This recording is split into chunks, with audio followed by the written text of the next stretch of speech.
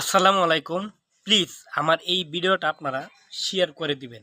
আমি বেশি না ১ মিনিটের মতো কিছু কথা বলবো। দেখেন, এই পৃথিবীতে যখন আমরা জন্ম নিয়ে আসছিলাম তখন আমাদের প্রথম গোসলটা কিন্তু অন্যজনেই করাইছিল।